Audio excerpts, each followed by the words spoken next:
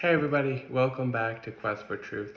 Before we get into our scripture passage today, I just wanted to once again say thank you to everybody who came out to Signal Boost over the weekend on Saturday, who supported us financially or through prayers, anybody who volunteered there or all those the bands who came out.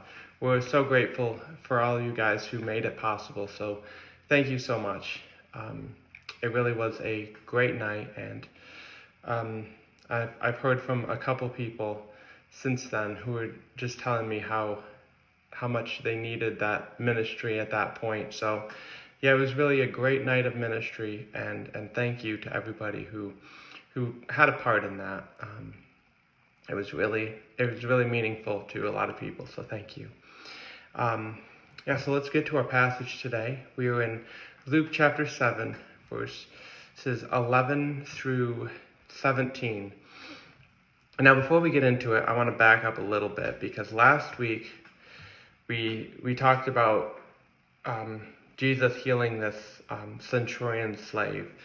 And the centurion heard about Jesus, and he called to him. He sent these Jewish elders to him and brought him to him. Now he didn't let him come into his house. He didn't want him under his roof, but he reached out to Jesus, and Jesus came and healed the slave who was on death's door.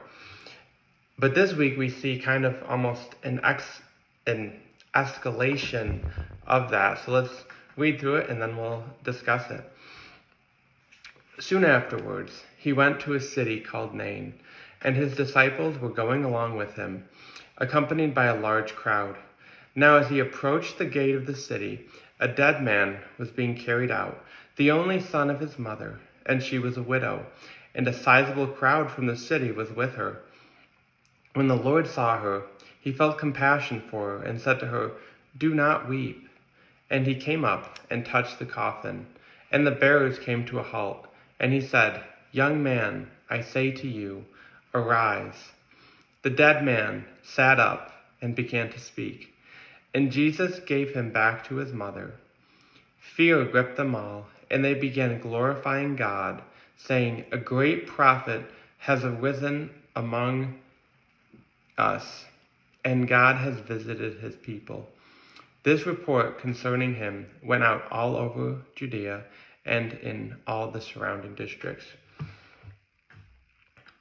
So we see at the beginning of this story, a couple of times, we see this idea of there being a large amount of people. We see it twice. In verse 11, you see that Jesus is accompanied with a large crowd. And then not only that, but there's a sizable crowd that is following this widow. So there are many, many witnesses of what is about to happen. And that's as we've looked through Luke, that's one of Luke's kind of traits of being like, hey, there were a lot of people there who witnessed it, and he's talking to these witnesses. So he probably would have talked to a number of the people that were in both of these crowds to really understand what really happened here. And so it's very clear that Luke's just like, all of these people are here, and I talked to them. And so we see Jesus is going to this city called Nain with his disciples, and all of this crowd is coming along with him. Now this is soon after what we just looked at, so whether it happened directly after, chronologically, isn't as important as Luke stating here that what happened before is closely associated to what is going to happen in this passage. And so we see as Jesus approaches the gates of the city of Nain, we see that there is a funeral procession coming out of the city. And this mother, who is a widow, having only one son, and that son died, and she's leading this procession. Now, the casket that he was in wouldn't have been really a casket. It would have been open. And so that's how Jesus can just walk right up to it. They didn't it wasn't the Jewish cultural ways to have like a closed casket, but it would have been basically a casket without the top on it. And so this widow who has no one left in her family, who's grieving the loss of her only son, is walking out of the city, followed by the bearers carrying the dead son. And then the Lord saw her and had compassion for her. And his compassion moved him to act. He said, "Do not weep." Now this probably almost one of the top things that you don't say to someone who is grieving the loss of of any loved one, really, especially at a funeral, is "do not weep." And so it's a very, I think, a bold statement that Jesus is making. Do not weep. And he's not saying it empty either. And we're going to see that as we get ahead here, because he's going to do something about it. He's not saying, "Oh, just don't weep because the situation that you're in isn't sad, or you shouldn't be weeping because of it." He's saying, "Do not weep because I'm going to step into your situation and change it." So he comes up. So the mother would have been in front of the casket, so he's walking along, and he comes up to the casket and he touches it. Now, I think we've mentioned this along the way, but touching the casket with a dead man on it would have, again, made one unclean. We've talked about Jesus doing these things that would make someone unclean, but he wasn't worried about that. And I think as we live in such a different culture than the Jews in this regard especially, I don't think we see the power behind just that notion of him touching the casket. Because if anyone else were to touch the casket, that would make them unclean. And yet we see when Jesus touches the casket, something else happens. And he doesn't become unclean, because he is the definition of being clean. He is so righteous that when he touches the casket, he doesn't take on that uncleanness that any of the other Jews would have. But as he touches the casket, the bearers stop, and he says, and I love this verse because it's so strange to say something to a dead man. So he said, "Young man, I say to you, arise." So what does the dead man do in response?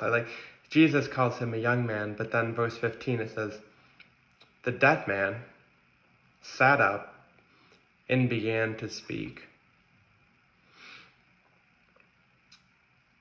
And right here we see that